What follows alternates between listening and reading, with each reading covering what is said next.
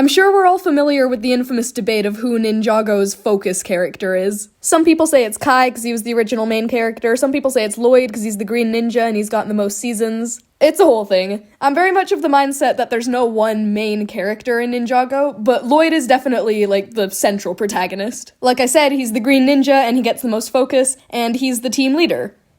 Right? Yeah, so welcome to My Cole Bias is Showing.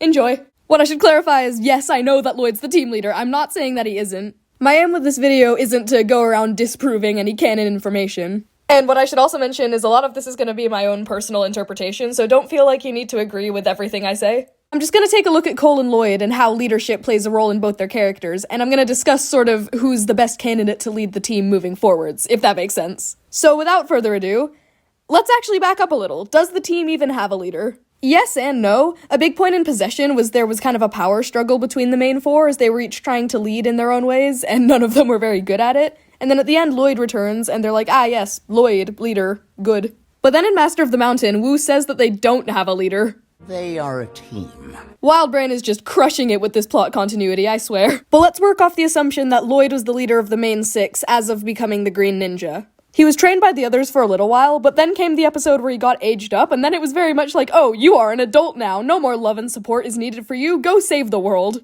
But to that point, Lloyd never had much of a say in his role on the team. He didn't really have a say as to being on the team at all. I mean, Wu basically kidnapped him. But Lloyd spent most of his childhood pretty isolated, in that he hasn't exactly been surrounded by positive influences, and therefore he's learned to only really care about himself. Imagine what it was like for him to grow up knowing nothing about his origins, other than that his mother abandoned him and his father is a wannabe mass murderer who's been banished to another realm. It's unlikely that he thought he would ever become a good person. So when given the chance to help out on the team, of course he's going to be excited, because for the first time in his life, here are people who believe he has it in him to do good and to grow as a person. And then you've got plenty of examples, like Possession, like I said earlier, and his whole fight against the Overlord. Like, it doesn't take much work to deduce that Lloyd is the leader in some way. So where does Cole fit into all of this?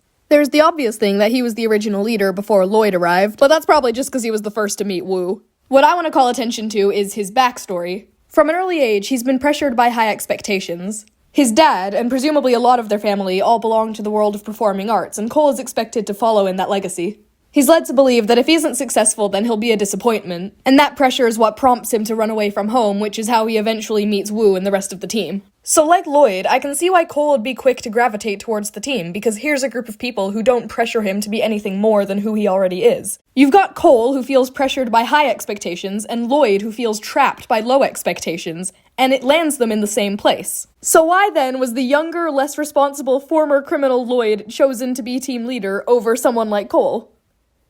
Because he's the Green Ninja. Like I said, Lloyd's actually a really good leader, largely because of how much he wants to fulfill that role out of his loyalty to the others. Like in Season 4, when everyone split up over Zane's death, Lloyd's the one who goes and reassembles them. I'm a ninja, and you are wearing makeup. He doesn't seem to have any problems with this role at all until Hands of Time, but that was a pretty one-off situation, because Wu was out of commission and Lloyd was under a lot of pressure.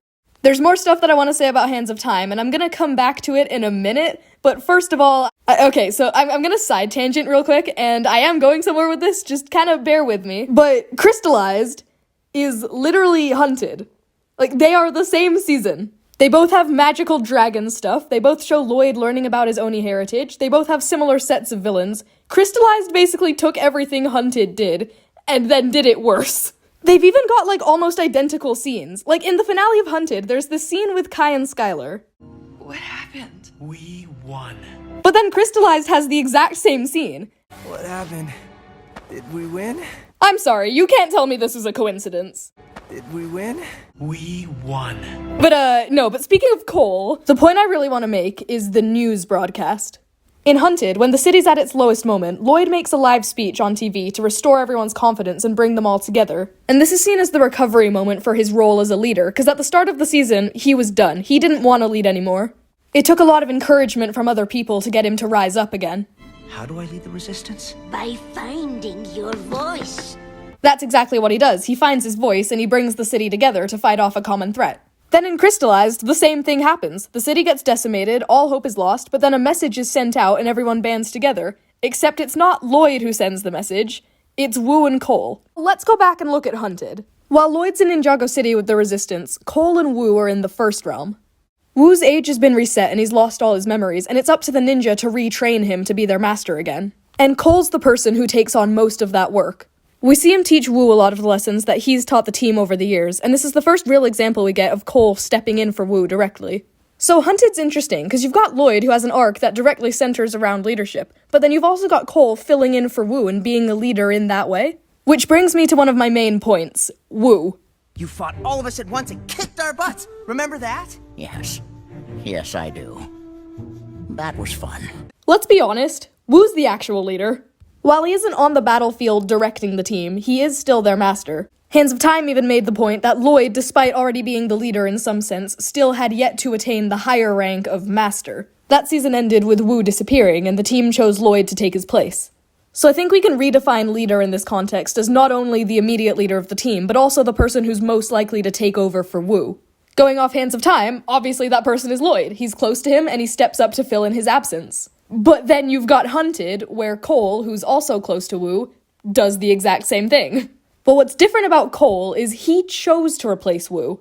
Lloyd felt like he had to take on the responsibility because it was like a line of succession almost, and he kept on doubting his abilities. But Cole stepped up of his own volition. Quite like how originally Cole chose to join the team while Lloyd literally got kidnapped. And there are several examples of this actually. Like in season 4, Cole assembles the Elemental Alliance to rebel against Chen and escape the tournament. Then in Hunted, you've got Lloyd with almost the exact same group of people, but he doesn't want to lead them. The others have to push him before he does. I'm not saying this negates Lloyd's arcs in any of these seasons. I actually love Hunted so much. I think this whole storyline is brilliant. But I do find this contrast pretty interesting. Considering everything Lloyd's been through, I get why he's not always super eager to charge into battle. It feels like he was much more enthusiastic in the earlier seasons because there was novelty to this whole new concept of being good, and he wanted to make his newfound family proud. But now it seems like his experiences have awoken him to the reality of this role he has to play. We've seen several examples like Hands of Time and Hunted and Crystallized where it all just becomes too much for him. And while the show does give him some incredible character arcs overcoming those inhibitions, I do still have to ask myself,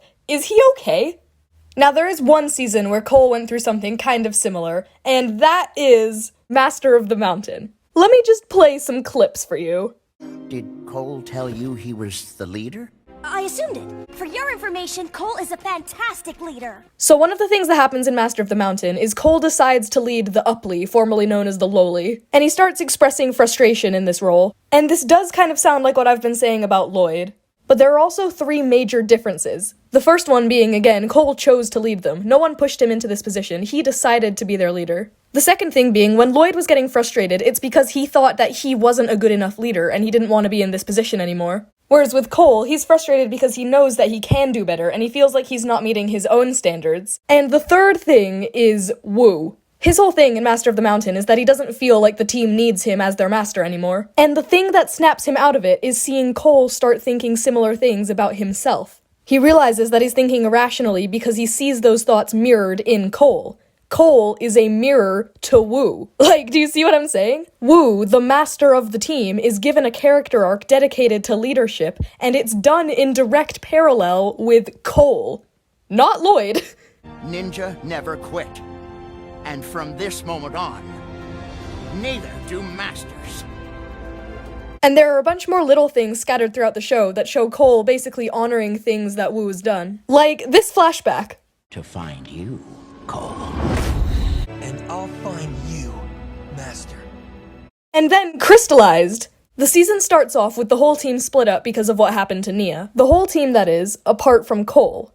And Zane and Pixel, but they're Nindroids, so I'm assuming they need to be near the garage. But Cole had no apparent reason to stay. But he did. He stayed at the monastery with Wu. And then he's the one who went to Wu and said they needed to reassemble the team. And then he's the one who went out and found everyone and brought them all back.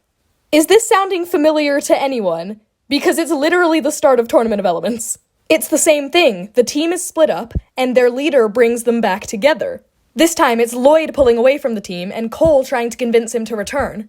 And what stands out to me most of all is the reason why Lloyd doesn't want to come back. I can't be responsible for anyone ever again. Lloyd's been through so much, and as long as he's the team leader, he holds himself responsible for each new defeat he faces. He puts way too many burdens on himself. He didn't want to replace Wu, he didn't want to lead the resistance, but he did because he's the Green Ninja and that's what he had to do. But Cole makes all these choices of his own accord. He wants to lead the team because that's where he's strongest. I guess how I've interpreted it is Lloyd gets his strength from the people on the team, whereas Cole gets his strength from the team unit as a whole, if that makes sense. What I'm also going to point out as adjacent is the climax to both of their characters. They both focus on the idea of fulfilling legacy while not being defined by it. Cole learns about Lily and the legacy she left behind as the Earth Elemental, and he learns that he can honor that legacy while still being his own person and carving out his own story. And then in Crystallized, Lloyd is worried that he's just as bad as Garmadon was and that he's never going to be any better. And he learns nothing because Crystallized was a train wreck. But we're back at what I was saying at the beginning. Cole feels pressured by high expectations, and Lloyd feels trapped by low expectations. Why were two different characters given such synonymous central arcs that never connected? Like, they really should have talked about this. I think the closest we ever got was season 4, but that was way before we knew about Lily or the Oni or any of that. Out here, no one knows who you are.